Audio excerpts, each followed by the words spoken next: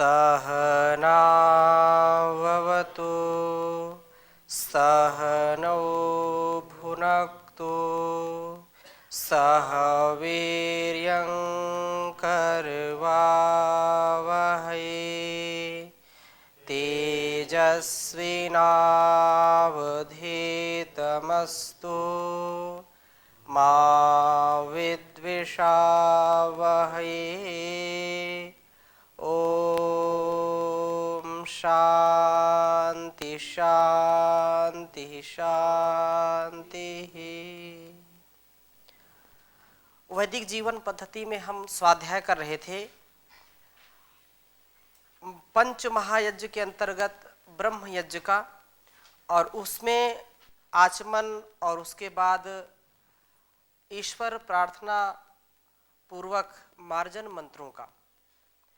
ये मार्जन मंत्र या ये आचमन मंत्र हमारे शारीरिक स्वास्थ्य के लिए उस परम पिता परमेश्वर से प्रार्थना पूर्वक इन विचारों से हम ओतप्रोत हों, जिससे ये मेरे सारे अंग ठीक कार्य करें। ये परमात्मा ने अंगों को हमारे लिए विशेष साधन के रूप में दिया है, और मोक्ष की प्राप्ति के लिए साधन जब तक ठीक नहीं रहेगा तब तक हम मोक्ष तक नहीं पहुंच सकते। किसी भी पथ को, किसी भी रास्ते को हमको यदि अपने जीवन का पथ बनाना है, हम किसी रास्ते पर यदि जा रहे हैं तो उसके लिए साधन की आवश्यकता होती है। साधन किसी भी प्रकार का हो सकता है, व्यक्ति के संपन्नता के ऊपर निर्भर करता है। लौकिक उदाहरण यदि हम लें तो साधनों का प्रयोग करते हैं।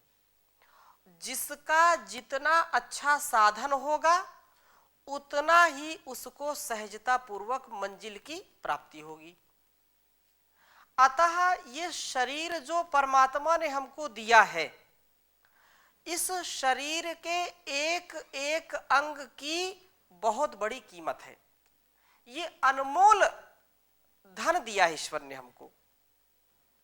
एक आंख की कीमत उससे पूछे जिसको दिखाई नहीं पड़ता। इस हाथ की कीमत उससे पूछिए जिसके हाथ नहीं है। कानों की कीमत उससे पूछिए कि उसको सुनाई नहीं पड़ता। जीभ की कीमत उससे पूछिए जिसको बोलने का सामर्थ्य नहीं है। कहने का आशय यह है कि ये जो कुछ भी ईश्वर ने दिया है वह अपने आप में बहुत ही महत्वपूर्ण अंग है, और अंगों की आरोग्यता जब होगी तभी हम उससे कार्य ले सकते हैं। जब अंग स्वस्थ नहीं होंगे तो वैसा कार्य उससे हम नहीं ले सकते जिससे हमारे व्यवहार में, हमारे कर्तव्य पालन में बाधाएं आएंगी। इसलिए यहां पर जो भी मंत्रों का उच्चारण किया, ओम वाक वाक, ओम प्राणः प्राणः, ओम चक्षुः चक्षुः, ओम श्रोत्रम श्रोत्रम, ओम नाभिः, ओम हृदयम, ओम कंठः, ओम शिरः, ओम बाहुभ्याम यशोबलम, और करतल कर पृष्ठे। इसी प्रकार से जो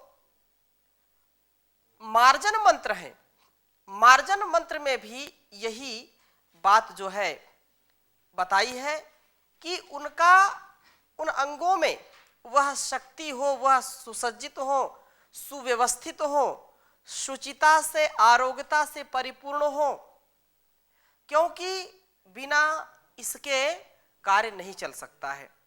और उसमें उस ईश्वर के नाम के साथ, ईश्वर के गुणगान के साथ, ईश्वर की भक्ति भावना के साथ इसको जोड़ा है कि भू पुनातु शिरसि, भुवः पुनातु नेत्रयोः, स्वः पुनातु कंठे, महः पुनातु हृदये, जनः पुनातु नाभ्याम, तपः पुनातु पादयोः, सत्यम पुनातु पुनः शिरसि और खम ब्रह्म पुनातु सर्वत्र। ये जो भावना है, ये भावना हमारे जो है अंगों की पुष्टि के लिए परम आवश्यक है। हम जैसी भावना करेंगे वैसे वैसे हार्मोन्स का सिक्रेशन होता है और वैसे ही हमारे शरीर में पॉजिटिविटी या निगेटिविटी बढ़ती है। सकारात्मकता और नकारात्मकता दोनों हमारे अंदर हैं। हम जैसा विचार करेंगे वैसे ही हमारे शरीर का सामर्थ्य बन जाता है। यदि कोई बहुत बलशाली व्यक्ति बिना उत्साह के, बिना पौरुष के या बिना जो है वीरता धीरता के विचारों से जो है हीन होकर के यदि कोई बड़ा कार्य करना चाहे तो नहीं कर सकता है। एक दीनहीन व्यक्ति है, शारीरिक और मानसिक सामर्थ्य नहीं है, तो भी यदि वो भावना पूर्वक उत्साह पूर्वक किसी कार्य को करता है तो उसमें कुछ सफल जरूर हो जाता है। इसलिए हमारा ये कर्तव्य है कि उस जगत पिता, उस जगदीश्वर से ये हम प्रार्थना करें कि मेरे सारे अंग बहुत ही व्यवस्थित हों, क्योंकि जितना अच्छा साधन होगा उतनी अच्छी साधना होगी। साधन अच्छे हैं तो साधना अच्छी होगी और साधन अच्छे नहीं है तो साधना भी ठीक नहीं हो सकती है। यहाँ पर इसका विपरीत अर्थ कोई ना ले, क्योंकि जो लौकिक साधन है वो लौकिक साधन तो यही रखे रह जाते हैं, परंतु साधनों का सदुपयोग करके व्यक्ति उत्तमता को प्राप्त हो जाता है, महानता को प्राप्त हो जाता है। और जो साधनों का प्रयोग नहीं करता है, साधन तो बहुत अच्छी ईश्वर ने दिए, कोई शंका नहीं, लेकिन उस साधनों का प्रयोग करने वाला व्यक्ति भी बहुत उत्तम होना चाहिए। एक छुरी है, तलवार है, उसका प्रयोग कहां पर करना है, कैसे करना है, ये व्यक्ति के मस्तिष्क के, उसके विचारों पर और उसके स्वभाव के ऊपर निर्भर करता है। कोई उसी को जो है किसी को दबाने के लिए हिंसा में प्रयोग करता है और कोई उसी का प्रयोग किसी की रक्षा के लिए करता है। तो मेरे शरीर के अंग प्रत्यंग बहुत ही बलिष्ठ हो, सुव्यवस्थित हो। क्यों? क्योंकि मुझको साधना में कोई बाधा ना आए। मुझको ये जीवन मिला है, इस जीवन को मैं निरर्थक कभी गंवाना नहीं चाहता हूं। मैं इससे कोई भी दुरुपयोग नहीं इसका करना चाहता हूं, सदुपयोग करना चाहता हूं, दूसरों की सेवा के लिए और परार्थ के लिए, परमार्थ के लिए, परहित के लिए यह समर्पित हो। उसके लिए परम आवश्यक है कि मेरी एक एक इंद्रिय बहुत ही सुव्यवस्थित हो, क्योंकि अभी नहीं तो कभी नहीं। व्यक्ति अभी प्रार्थना करे और अभी ये भावना करे कि मेरी इंद्रियां सुव्यवस्थित और बहुत ही जो है शक्तिशाली हो रही हैं, ऐसा भाव इनमें जो है इन मंत्रों में दर्शाया गया है। प्राणों के प्राण प्रभुवर मस्तक पवित्र कर दो, पावन पिता दया कर आंखों में ज्योति भर दो, आनंदमय अधीश्वर हमको सुकंठ दीजे, मेरे हृदय सदन में सर्वेश वास कीजे, जग के पिता हमारी हो नाभि निर्विकारी, पद भी पवित्र होवे हैं ज्ञान ज्योतिधारी, पुनि पुनि पवित्र सिर हो हे सत्य रूप स्वामी, सर्वांग शुद्ध होवे व्यापक विभो नमामि, सर्वांग शुद्ध होवे व्यापक विभो नमामि। ऐसे भाव के साथ एक एक अंग की जो पुष्टि की कामना है, जो शुद्धि की कामना है, जो उनके जो है उनमें बल सदा रहे। यदि सैनिक के अंगों में बल नहीं रहेगा, यदि उसके बाहुओं में बल नहीं रहेगा, उसके पूरे शरीर में बल नहीं रहेगा, तो राष्ट्र सुरक्षित नहीं हो सकता है। यदि किसान के शरीर के अंगों की शिथिलता बढ़ जाएगी तो वो किसान अन्न पैदा नहीं कर सकता है। इसी प्रकार से यदि व्यक्ति वीर्यवान ना हो, बलिष्ठ ना हो, इंद्रियों में शक्ति ना हो, तो संतानोत्पत्ति नहीं कर सकता है। कुल मिलाकर के कहने का आशय ये है कि मेरे एक एक बल जो है, एक एक अंग जो है बलिष्ठ हो, शक्तिशाली हो, ताकि मैं प्रत्येक कर्म को, प्रत्येक कर्तव्य को अच्छी प्रकार से निभा पाऊं। यदि मेरे अंगों में बल नहीं होगा तो मैं ईश्वर की साधना कैसे कर सकता हूं, उसकी भक्ति और भजन कैसे कर सकता हूं। कोई व्यक्ति ये विचार करे अभी तो जो है जीवन तो बहुत पड़ा है, कर लेंगे भक्ति, अभी जल्दी क्या करना है। क्या गारंटी कि आप उस मुकाम तक पहुंचे? क्या कोई गारंटी है? सामान 100 बरस का है, पल की खबर नहीं, कब जो है चलते चलते श्वास रुक जाए। इसलिए ये बहुत आवश्यक है। वृद्धापन को तो झेलना ही झेलना है, लेकिन जब जागे तभी सवेरा, ऐसा हमारे अंदर ज्ञान यदि प्रतिष्ठित हो जाए तो इस संसार में दिव्यता का आधान हो जाए। भर्तृहरि कवि जो है बहुत अच्छा कहते हैं, गात्रम संकुचितम गतिर्विगलिता भ्रष्टा च दंतावलिर्दृष्टिर्नश्यते वर्धते बधिरता वक्त्रं चालायते वाक्यं नाद्रियते च बांधव जनो भार्या न शुश्रूषते हा कष्टं पुरुषस्य जीर्णवयसः पुत्रोऽप्यमित्रायते पुत्रोऽप्यमित्रायते। इन अंगों में यदि शिथिलता आ जाए, जैसा एक एक अंग को हमने यहाँ पर मंत्रों के साथ जोड़ करके उसकी स्वास्थ्य की कामना की है, लेकिन ये अंग जब शिथिल हो जाते हैं तो कोई अपना नहीं होता है, कोई अपना नहीं होता है। इसलिए अंग हमारे बहुत ही अच्छे होने चाहिए। आंखों में देखने की शक्ति, कानों में सुनने की शक्ति, दांतों में जो है भोजन चबाने की शक्ति, जिह्वा में स्वाद चखने की शक्ति, बोलने की शक्ति, और हाथों में बाहुबल होना चाहिए, स्पर्श करने की शक्ति, पैरों में चलने की शक्ति, हृदय में जो शक्ति, रक्त संचार की शक्ति, मस्तिष्क में सोचने विचारने की शक्ति यदि है तो मेरा जीवन सफल है। और ये यदि नहीं है तो जीवन होते हुए भी बहुत दयनीय हो जाता है। इसलिए हम सुबह शाम संध्या करें और एक एक अंग का चिंतन करें, उस परमात्मा के प्रति भक्ति समर्पण पूर्वक उसका गुणगान करते हुए उससे इसकी कामना करें कि जब तक मैं जीऊं मेरे अंग शिथिल ना हो। अच्छा, उसके लिए पुरुषार्थ करना, ऐसा नहीं कि केवल बस सुबह शाम थोड़ा सा जाप कर लिया और प्रार्थना कर ली, बस ऐसा नहीं। जैसा बोल रहे हैं उसके लिए फिर वैसा पुरुषार्थ करना, वैसा आहार हो, व्यायाम हो। आगे हम प्राणायाम की चर्चा करेंगे, इसलिए आगे बात प्राणायाम की आई है, तो वो भी होना चाहिए। अब केवल प्रार्थना से काम नहीं चलेगा, प्रार्थना हो लेकिन पुरुषार्थ के साथ हो। प्रार्थना के साथ हमको पुरुषार्थ भी लगाना पड़ेगा।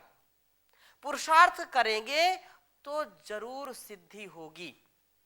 यदि केवल किसान घर में बैठा बैठा प्रार्थना करता रहे, भगवान पानी बरसा दो, इस बार फसल अच्छी हो जाए, भगवान इस बार जो है बाढ़ नहीं आनी चाहिए, या अभी जो है मैं बीज डाल दिया हूं अच्छी फसल हो जाए, और खेत में जाकर के निराई गुड़ाई ना करे, उसको समय से जल ना दे, तो फसल होगी क्या?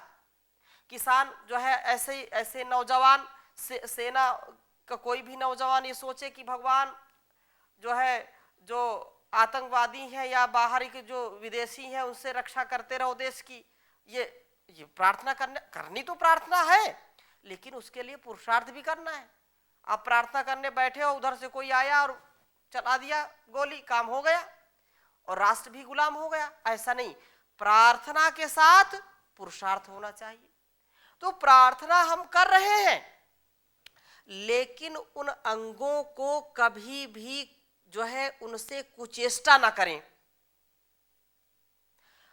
हाथों को कभी गलत कार्यों में ना लगाएं, कभी जो है अपकार में ना लगाएं। आंखों में रोशनी बनी रहे इसके लिए गलत नहीं देखना, गलत नहीं सुनना, गलत नहीं बोलना, गलत रास्ते पर नहीं जाना, तब जाकर के इन अंगों की बलिष्ठता होगी। अंग प्रत्यंग बलशाली होंगे, ब्रह्मचर्य पूर्वक, संयम पूर्वक। अब कोई रूप है, रस है, गंध है, स्पर्श है, शब्द है, इनके पीछे नहीं भागना, इनके प्रति आकर्षण नहीं होना। जब ऐसा करेंगे तो अंग अपने आप ये बलिष्ठ होंगे। योग प्राणायाम के द्वारा, संयम के द्वारा शक्ति आएगी इनमें, इसलिए ये परम आवश्यक है। यदि अभी नहीं तो कभी नहीं, जो बार बार बात आती है, अभी जब जागो तभी सवेरा। आचार्य शंकर ने भी कहा, अंगम गलितम पलितम मुंडम दशन विहीनम जातम तुंडम वृद्धो याति गृहीत्वा दंडम तदपि न मुंचत्याशा पिंडम भज गोविंदम भज गोविंदम गोविंदम भज मूढ़ मते। ये अंग बिल्कुल शिथिल हो जाएंगे, कोई साथ नहीं देगा। इसलिए अंगों की जो है पुष्टि के लिए साधना करें, संयम करें, तभी जाकर के इनकी पुष्टि बढ़ेगी। तभी जो है आप जब तक जिएंगे स्वस्थ होकर के जिएंगे, नहीं तो केवल चिंता ही रहेगा। मतलब व्यक्ति चिंतित जब अंतिम चरण में पहुंचेगा, आयु जब चौथेपन में पहुंचेगी तो केवल चिंता होगी और कुछ नहीं। इसलिए अपने आप को हम बलिष्ठ बनाएं, उसके लिए पुरुषार्थ करें और उसको ईश्वर की भक्ति के साथ जोड़ें, तभी शक्ति मिलेगी। और इसके बाद प्राणायाम मंत्र। अब प्राणायाम मंत्रों में विशेष है क्योंकि ये महाव्याहृतियां हैं। इनके द्वारा व्यक्ति अपने आप को निर्मल बना ले, छल कपट छोड़ दे, क्योंकि अपकार से व्यक्ति नष्ट हो जाता है और उपकार से बलिष्ठ हो जाता है। जब जब उपकार करेगा तब तब वो बलिष्ठ होगा, अपने शारीरिक रूप से भी और मानसिक रूप से भी। और जब जब अपकार करेगा तब तब वह नष्ट होगा, भ्रष्ट होगा, दुष्ट होगा। इसलिए कभी भी इनसे कुचेष्टा नहीं करनी।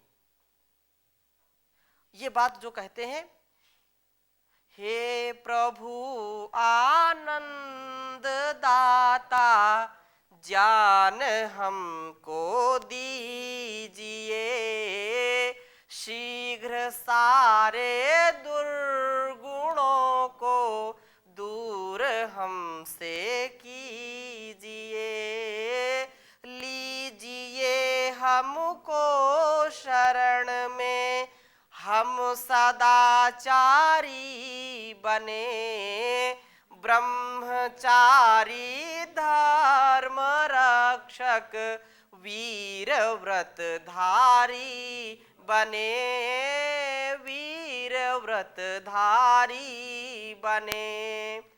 गत हमारी आयु हो प्रभु लोक के उपकार में, हाथ डाले ना कभी हम भूल कर अपकार में, भूल कर अपकार में। तो जो अपकार है, जो भ्रष्टाचार है, जो व्यभिचार है, जो दुराचार है, उससे हम सदा बचते रहें। जब इनसे बचेंगे तो हमारे अंदर सदाचार आएगा, हमारे अंदर शिष्टाचार आएगा, हमारे अंदर सुसंस्कार आएगा, कुसंस्कार नष्ट हो जाएगा। ऐसी भावना से ओतप्रोत होकर के, जल लेकर के इन मंत्रों से हम अपने अंगों की पुष्टि का जो है यत्न करते हैं, प्रयत्न करते हैं, प्रार्थना करते हैं, तो हमारे अंग वैसे हो जाते हैं, बलिष्ठ हो जाते हैं। आगे जो यहाँ पर प्राणायाम के जो मंत्र हैं इनको भी हम लेते हैं, और तैत्तिरीय आरण्यक जो है का बहुत ही विशद इसमें मार्गदर्शन हमको मिलेगा, उसको भी हम देखेंगे। यहाँ पर इसको आप लिख लीजिए, जीवन जीने का आनंद वैदिक जीवन पद्धति में ही है। लिख लीजिए, एक एक मंत्र को हम देखेंगे। यहाँ पर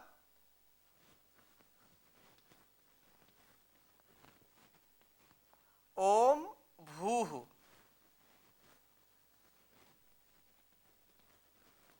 ओम भुवः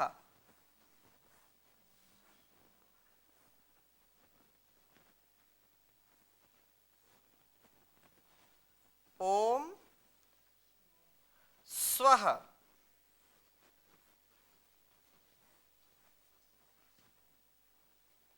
ओम महः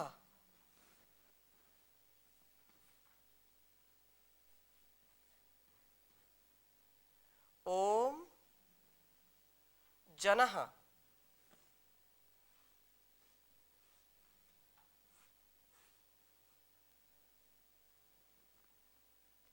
ओम, यहां पर लिख लीजिए,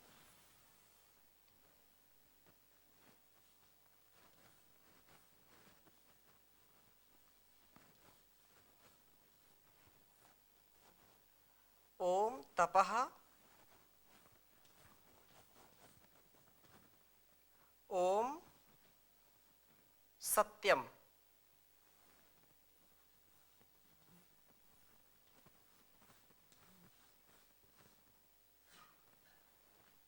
उच्चारण करेंगे, ओम भूः ओम भुवः ओम स्वः ओम महः ओम जनः ओम तपः ओम सत्यम। तो ये जो यहाँ पर प्रार्थना की गई है कि इस प्रार्थना के साथ प्राणायाम करना है। आचमन किया, आचमन के बाद अंगों की पुष्टि के लिए अंग स्पर्श और मार्जन किया, उसके बाद प्राणायाम किया।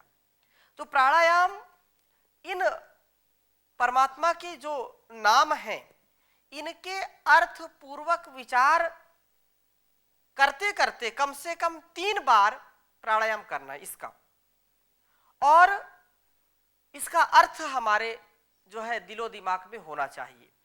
ओम जो सर्वरक्षक है, सबका जो है रक्षण करने वाला। ओम भूः जो प्राणों से भी प्रिय है, जीवन का हेतु है। भुवः जो सर्वविध दुखों का विनाशक है। स्वः जो सर्वव्यापक है, सुख स्वरूप तथा धर्मात्म जनों को सुख देने वाला है। महः जो सबसे बड़ा है, महनीय है, पूजनीय है। जनः सब जगत का उत्पादक है। तपः ज्ञान स्वरूप है, ज्ञान का दाता तथा दुष्टों को संतापकारी अर्थात उनको जो है ताप देने वाला, दुख देने वाला है। और सत्यम जो अविनाशी, सब जो है परम सूक्ष्म होने से जीव और प्रकृति में भी जो व्यापक है, वह मेरी बुद्धि जो है की शुद्धि और पूरे शरीर की शुद्धि करे। शरीर की शुद्धि, बुद्धि की शुद्धि जब होगी तो मेरे जीवन में आनंद और सुख शांति का आधान होगा। तो वह मेरी हर प्रकार से शुद्धता को बढ़ावे, शुद्धि प्रदान करे, छल कपट आदि दोषों से मेरी रक्षा करे। ऐसा यदि हम रोज प्रार्थना करते हैं तो वह निश्चित रूप से हमारे लिए बहुत ही अनुकरणीय, अनुसरणीय और इस जीवन का परम लक्ष्य जो है उसको प्राप्त कराने में परम सहायक है। वो इस प्रसंग को जो है विशेष रूप से तैत्तिरीय उपनिषद में कहा है तो उसको भी हम लेंगे। यहां पर जो प्रार्थना की है, नमो ओम आनंद शांति प्रदाता, नमो भूः प्राणों के हो प्राणदाता, नमो भुवः दुख हर लेने वाले, नमो स्वः सुखी भक्त आश्रय तुम्हारे, नमो हे महा ब्रह्म आदित्य रूपम, नमो हे जनः सृष्टि कर्ता अनुपम, नमो हे तपः दुख नाशक पिता हो, नमो सत्य सर्वज्ञ सबके सखा हो। सभी हम प्रभु अब शरण आपकी हैं, हुई दूर बाधा जो भवताप की हैं। इस संसार की यदि जो ज्वालाएं हैं, जो कष्ट हैं, उनको यदि हमको नष्ट करना है, इस ताप से यदि बचना है तो इस प्राणायाम के तप को जरूर करना है। सांसारिक भव सागर से यदि पार होना है तो प्राणायाम पूर्वक, उस ईश्वर की भक्ति पूर्वक, उसके जो है मंत्र जो दिए हैं, उसके विचार जो दिए हैं, उसका अर्थ पूर्वक जब हम चिंतन करेंगे तो निश्चित रूप से इस दुखमय संसार से पार हो जाएंगे। तो इसकी चर्चा हम और अगले कक्षा में करेंगे। अभी यहीं पर विराम देते हैं। ओम शांति शांति शांति।